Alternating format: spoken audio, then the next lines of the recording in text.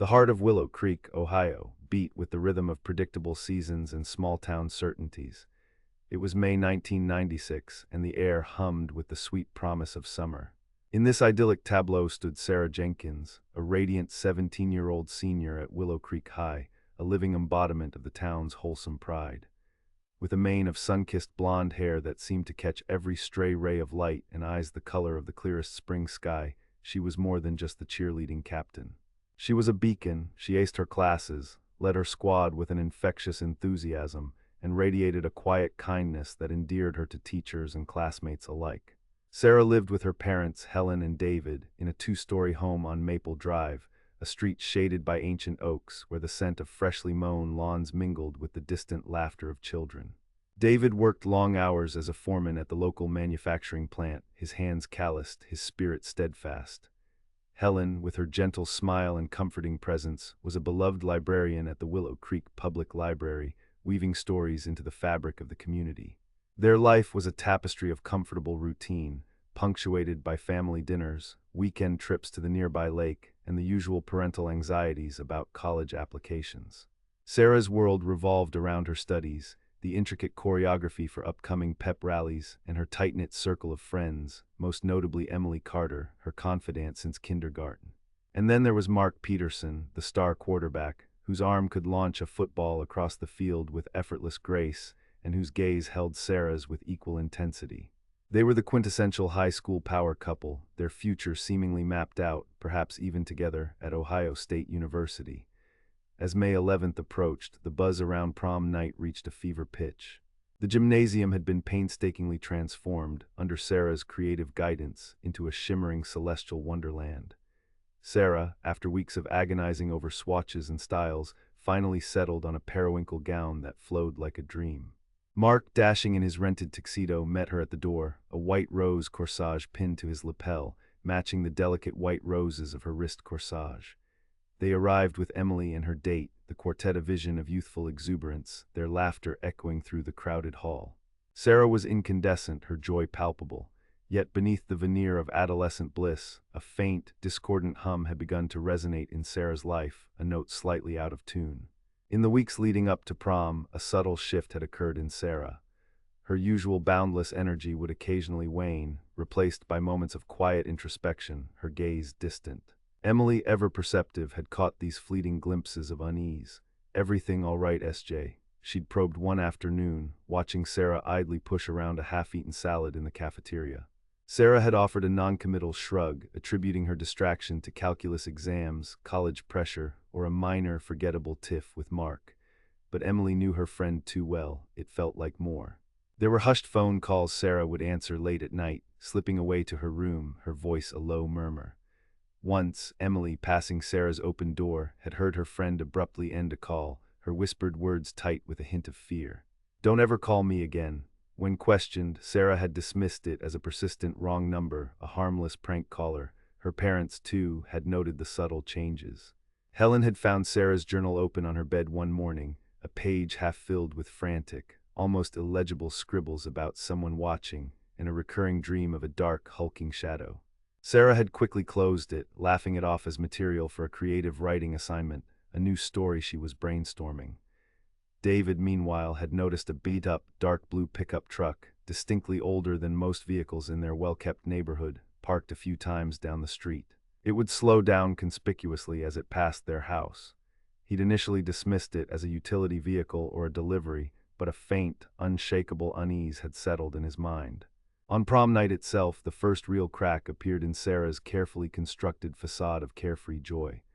Around 10:30 p.m., Sarah excused herself from their table, telling Mark she needed some fresh air. Her smile seemed strained, her usual sparkle dimmed. Mark watched her go, a frown creasing his brow, a prickle of concern unsettling his own buoyant mood. When 20 minutes passed and Sarah hadn't returned, he went to look for her. He checked the restrooms, the cloakroom, the main entrance. "No, Sarah," he found Emily, equally puzzled. "She said she was just going to step outside for a minute," Emily repeated, a growing anxiety in her voice. But Sarah's small clutch purse, her only accessory, was still on their table, nestled beside Mark's discarded tuxedo jacket. Her car keys were inside it. Her sky-blue Ford Escort, a Sweet 16 gift, remained parked exactly where she'd left it in the school lot. The initial flutter of concern spiraled into full-blown panic. Mark and Emily searched the parking lot again, then walked the perimeter of the school building, their shouts of Sarah's name swallowed by the night. They alerted school faculty, who, after a quick futile search of their own, immediately called the Willow Creek Police Department. Detective Arthur Miller, a man whose weary eyes held the weight of 2 decades of small-town tragedies, arrived shortly after midnight. He found the gymnasium, once a vibrant hub of youthful celebration, now a somber, whispering place. Sarah's parents were roused from their sleep by the jarring ring of the phone. Helen, still in her silk bathrobe, her voice trembling with disbelief and burgeoning fear, gave Detective Miller a frantic description of her daughter. David, his face pale and etched with growing dread, provided details about Sarah's car. By 3 a.m., the Escort was located, precisely where Sarah had parked it. The doors were unlocked. The windows were down an inch or two, just as Sarah always left them on warm nights. Nothing seemed disturbed inside, no signs of struggle, no personal items missing beyond Sarah herself. Her coat was folded neatly on the back seat, an unsettling detail in its perfect order. Her prom corsage, a delicate arrangement of white roses, lay on the passenger seat, slightly wilted, a poignant symbol of a night gone horribly wrong. It was too neat, too quiet. It felt profoundly, horribly wrong. The initial investigation exploded into a flurry of activity. Police canvassed the quiet, tree-lined streets of Willow Creek, interviewing every student and faculty member who had attended the prom, starting with Mark and Emily. Mark, distraught and tearful, recounted his last moments with Sarah, his voice thick with guilt and confusion. His alibi for the time of her disappearance, dancing with Emily's date, then looking for Sarah, was corroborated by multiple witnesses. Still, he was thoroughly vetted, his young life painstakingly picked apart by weary detectives. Emily, hesitant but honest, revealed Sarah's recent odd behavior, the hushed phone calls, the enigmatic journal entry. The police confiscated the journal, but the someone watching note was too vague, too easily dismissed as a figment of a teenage girl's overactive imagination or a creative writing exercise. Sarah's car was meticulously processed. Forensic technicians, working with the tools of 1996, collected fiber samples, dusted for fingerprints, and ran basic tests for trace evidence. They found nothing conclusive. No strange prints, no blood, no definitive signs of a struggle. It was as if Sarah had simply evaporated, leaving no trace but the faint, lingering scent of her floral perfume in the empty car. The beat-up blue pickup truck David had noticed was investigated, but without a specific license plate number or a clear description of the driver, it was a frustrating dead end, dissolving into the thousands of similar vehicles in the county. The local news station, WCKN, seized the story, plastering Sarah's smiling face across evening broadcasts, her absence a stark contrast to the bright optimism of her photo. Flyers with her image, both hopeful and haunting, were stapled to every lamppost, every telephone pole, every storefront window in Willow Creek. The community, initially united in their shock and desperate hope, slowly began to fracture under the crushing weight of the unknown. Rumors spread like wildfire. Sarah ran away with an older man. She was secretly pregnant. She'd gotten into drugs. She'd been targeted by someone from out of town. Each theory, however outlandish, chipped away at the fragile hope, replacing it with a creeping sense of dread and suspicion. Helen and David Jenkins lived in a constant state of agonizing limbo, their once comfortable home transforming into a shrine of unanswered questions and lingering shadows. Every phone ring was a jolt, every knock at the door a frantic surge of hope, only to be crushed again by another dead end, another false lead. Months bled into years. The initial surge of police activity dwindled, the task force shrinking to a single, thick, cold case file meticulously stored on Detective Miller's increasingly cluttered desk. He never forgot Sarah Jenkins. Her disappearance gnawed at him, a festering wound in his otherwise orderly career, a case that refused to yield its secrets. He reviewed the file countless times, each page a testament to futility, each time hoping a new detail, a hidden clue, would leap out at him from the faded reports. But it never did. The car, after being held for months at the impound lot and subjected to what was then considered a thorough forensic examination, was eventually released back to the Jenkins family. They couldn't bear to sell it, couldn't bring themselves to part with this last tangible, if silent, link to their daughter. It sat in their garage, gathering dust, a painful, gleaming monument to her agonizing absence. Helen would sometimes go into the garage, sit in the passenger seat, and simply weep, clutching the seatbelt as if its worn fabric could somehow bring Sarah back into their lives. David, more stoic in his grief, would just stand at the door, his shoulders slumped, watching his wife, the unspoken weight of their shared tragedy pressing down on him. The town of Willow Creek, too, struggled to heal. Prom night was forever tinged with sorrow. The annual high school dances continued, but the shadow of Sarah Jenkins's disappearance hung heavy over every celebration, a spectral guest. Mark Peterson, his reputation irrevocably damaged by the initial suspicion and the relentless whispers, left Willow Creek for college and never returned, unable to escape the town's collective memory of doubt. Emily Carter, Sarah's best friend, carried a deep, quiet grief, forever wondering if she had missed a crucial sign, a silent plea for help from her beloved friend. Detective Miller, despite the steady stream of other cases that crossed his desk, always kept Sarah's file open, pinned to a corkboard in his small, perpetually dim office. He'd occasionally receive a tip, a psychic vision, a crackpot theory, a vague recollection from a distant relative, each one a dead end, each one a fresh wave of disappointment. Technology advanced dramatically through the late 90s and early 2000s, but the past remained stubbornly opaque. DNA forensics became more sophisticated, but there was no viable DNA evidence to test. Fingerprint databases expanded exponentially, but no unknown prints had ever been found in Sarah's car or at the scene of her disappearance. It was a perfect disappearance, a ghost in the machine of the orderly town, a vanishing act that defied logic and left only a chilling void. The Jenkins lives became a quiet, enduring testament to unending grief. They organized annual memorial gatherings, not to mark a death, but to acknowledge a continuing absence, a stubborn refusal to give up hope. The local papers would run a small piece each May 11th, a poignant reminder to a town that was trying, and largely failing, to forget. 9 agonizing years. 9 years since Sarah Jenkins vanished into the warm May night. The calendar had flipped to May 2005. The Ford Escort, Sarah's car, had sat, a metallic tomb, in the Jenkins garage for most of that decade. David, a practical man despite his profound heartache, finally decided it was time. The car was old, unused, and a constant, searing reminder of what they had lost. He decided to sell it for parts, or perhaps to a local mechanic who could fix it up for a younger kid just getting their license. He found a gruff but honest man named Frank Miller, no relation to Detective Miller, who owned a small, perpetually cluttered garage on the dusty outskirts of town. Frank agreed to take it off his hands for a nominal sum, intending to strip it for usable components, a last practical act for a beloved vehicle. Frank towed the car to his garage and began the dismantling process methodically. The engine came out first, then the tires, then the doors. When he got to the interior, he started pulling out the seats. The passenger seat, the very one where Sarah's corsage had rested, was a little sticky, perhaps from an old, forgotten spilled soda. Frank, wanting to salvage the fabric, began to meticulously clean it, running his calloused hand along the seams, pressing down to check for any hidden coins or lost debris.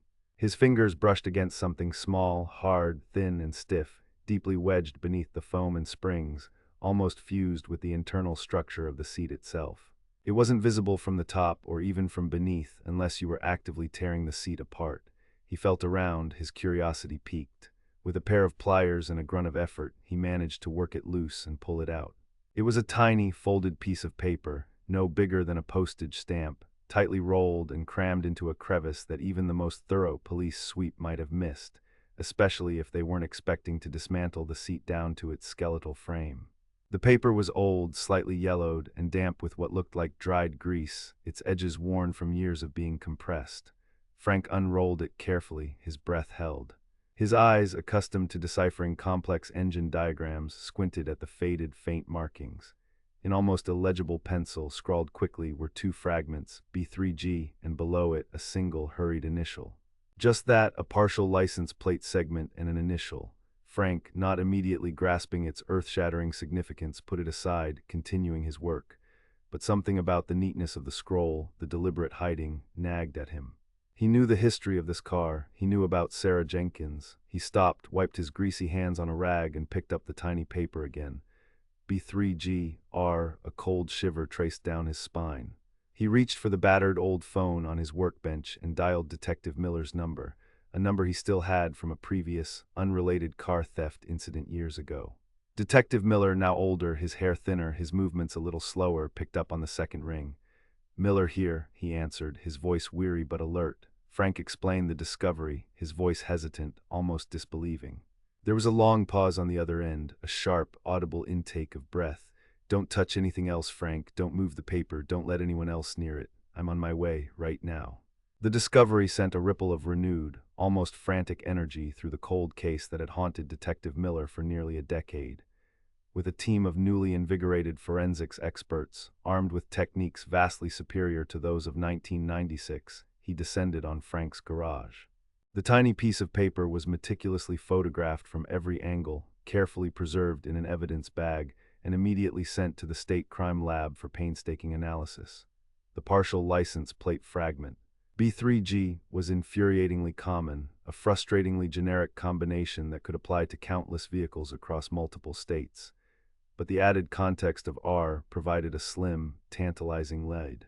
Investigators cross-referenced every vehicle registered in Ohio and neighboring states that had those three characters, and whose owner's first or last name began with R. The list, though still vast, was manageable for a determined, now revitalized police force. They focused their efforts on vehicles registered in and around Willow Creek, particularly older models that might have been less scrutinized in the initial 1996 sweep. One name slowly emerging from the digital sift immediately jumped out at Detective Miller: Richard "Rick" Thompson. Rick Thompson, the name resonated with a faint, disturbing familiarity.